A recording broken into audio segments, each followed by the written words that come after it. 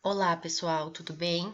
Aqui é a Prof. Andriele e na aula de hoje, então, nós vamos fazer uma revisão para a nossa prova do primeiro bimestre. Bom, qual foi o primeiro conteúdo que nós estudamos? Foi simetria. Relembrando, então, que nós vimos alguns tipos de simetria, sendo os principais deles a reflexão, a translação e a rotação. Então, aqui eu procurei botar uma característica específica para vocês olharem e tentarem identificar essa característica a partir de uma situação. Então, por exemplo, a simetria de reflexão. Qual é a principal característica? Bom, efeito espelhado. O eixo de simetria corta ela bem no meio. Então, o efeito espelhado, nós vamos ter o quê? A mesma imagem, só que numa posição contrária. Observem, ó, que tá uma de frente para a outra. Ou se esse eixo de simetria for horizontal, observem que está espelhado lá para o outro lado. Simetria de translação é aquela que ocorre apenas um deslocamento da imagem, ou seja, não há nenhuma mudança na posição inicial da imagem, porém ela se desloca, sendo esse deslocamento podendo ser lateral, vertical ou na diagonal, certo? Então há um deslocamento. Agora, a simetria de rotação, nós vimos sempre que ela é giro em torno do ponto, ou seja, se eu girar a imagem, eu vou sempre sobrepor uma em cima da outra. Então, normalmente, ela tem um eixo central, né? Ela tem um ponto e a partir disso a imagem vai girando em torno desse ponto. Bom, se eu pegar esse pedaço aqui e girar para cá, é a mesma imagem. Se eu girar para cá, é a mesma imagem. Então, é sempre um giro em torno de um ponto. Nós vimos também que pode acontecer de numa mesma figura ter mais de uma simetria. E a principal que nós vimos é a reflexão deslizante, ou seja, quando há uma reflexão mais uma translação. O que isso significa?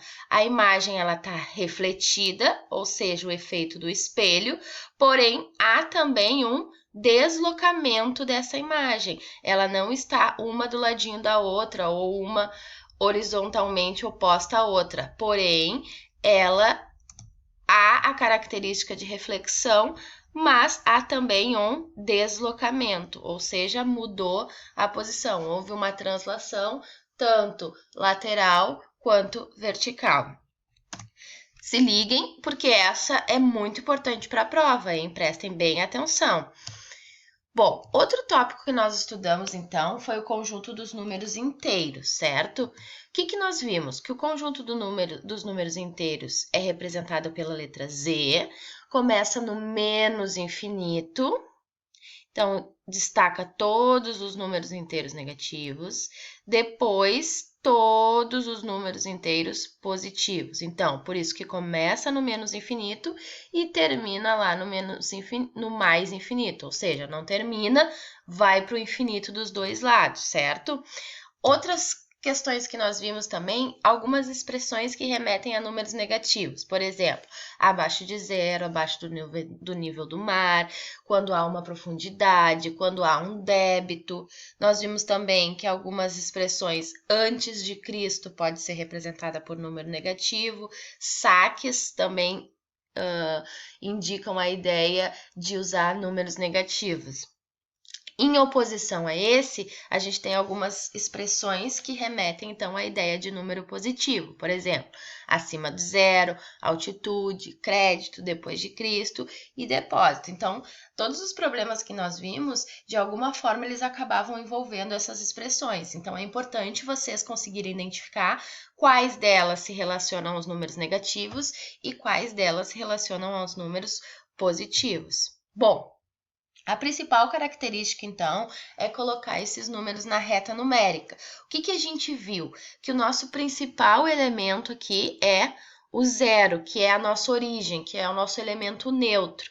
A gente sabe que à direita do zero estarão todos os números positivos e à esquerda do zero todos os números negativos. Com isso, faz com que a gente compreenda que a reta ela é sempre crescente para a direita. Então, sempre que o número estiver à direita do outro, ele vai ser maior, porque a reta é crescente. O caminho dela é da esquerda para a direita. Bom, outro conceito que nós vimos que é muito importante é o conceito de número oposto ou simétricos. Gente, oposto e simétrico significa a mesma coisa. Então, se a questão disser opostos ou simétrico, é a mesma coisa, ok? O que nós vimos? Que esses números são os que estão à mesma distância do zero, porém em lados opostos na reta numérica. O que isso significa? Eles são os mesmos números, porém em sinais opostos, ou seja, um está do lado positivo e o outro do lado negativo, porém a mesma distância do zero. Vamos ver aqui, ó. O número que está a 4 unidades à direita do zero é o mais 4, e o número que está a 4 unidades à esquerda do zero é o menos 4. Então, a gente diz que o menos 4 e o mais 4 são números opostos ou simétricos, porque eles estão à mesma distância do zero. E aí aqui a gente tem vários exemplos. O menos 1 é o oposto ao mais 1, o mais 1 é o oposto ao menos 1, o menos 21 é o oposto ao mais 21. Então, são os números que estão à mesma distância do zero, porém em lados opostos da reta, ok? Bom, e o que seria o módulo mesmo? Lembra que o módulo ele está ligado à questão de distância. Então, módulo ou valor absoluto, aqui tanto faz também usar a expressão módulo ou valor absoluto de um número inteiro, é a distância entre a origem e o ponto. Então, se nós estamos falando de distância, distância remete sempre à ideia de positivo, porque não existe distância negativa. Então, o módulo ele sempre vai ser um número positivo. Caso o ponto esteja no lado negativo da reta, o módulo, que é representado por essas duas barrinhas verticais aqui, transforma o número em positivo. Por quê? Porque ele não está se referindo à posição do número, a posição do ponto, e sim a distância, ou seja, as unidades que ele está do zero, por isso que é sempre positivo. Então, por exemplo, o menos 4, ele está a 1, 2, 3, 4 unidades do zero. Então, o módulo de menos 4 vai ser 4, porque a distância entre ele e o zero são 4. Então, sempre que tiver esse símbolozinho com as duas barrinhas verticais, vocês sabem que é módulo ou valor absoluto.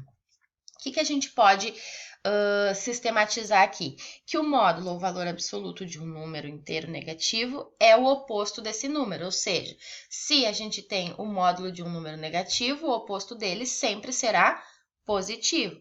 Se a gente tem o módulo ou valor absoluto de um número positivo, é o próprio número, porque a distância ali já está sendo dada de forma positiva, ok? Então, outra ideia que nós vimos é a comparação dos números inteiros.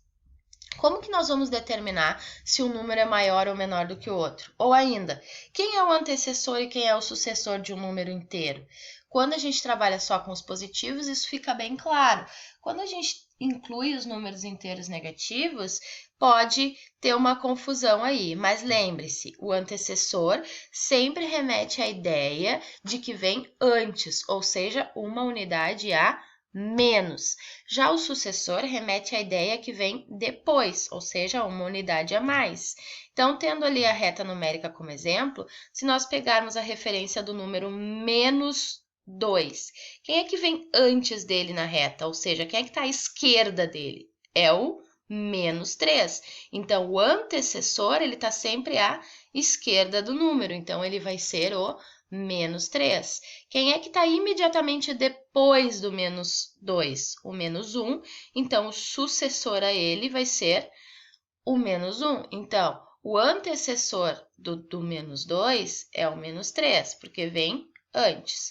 E o sucessor do menos 2 vai ser o menos 1, que vem depois. Quando o número é positivo, isso fica bem tranquilo para nós, ó. Observando, não esquecendo que a reta sempre cresce para a direita. Quem é que vem antes do 2? O 1. Quem é que está depois do 2? O 3, ok? Observem e lembre-se sempre que a reta é crescente para a direita. Então, a ideia do que vem antes é sempre o número que está à esquerda e o que vem depois é sempre o número que está à direita, ok? Diante disso, a gente consegue fazer algumas relações, tá? Entre dois números inteiros negativos, o maior é sempre aquele que está mais próximo do zero, ou seja, aquele que está mais à direita do número. Então, entre o menos 5 e o menos 15, quem é maior? O menos 5, porque está mais próximo do zero. Entre dois números inteiros positivos, o maior é aquele que está mais distante do zero, ou seja, mais à esquerda da reta, ou seja, mais 15 é maior que mais 10. Qualquer número inteiro positivo é maior do que o zero, sim, porque qualquer número inteiro positivo vai estar mais à direita na reta numérica.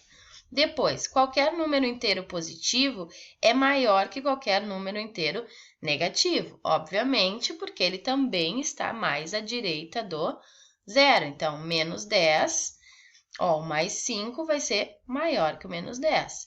E qualquer inteiro negativo é menor do que zero. Sim, porque eles estão todos à esquerda do zero. Ok, gente?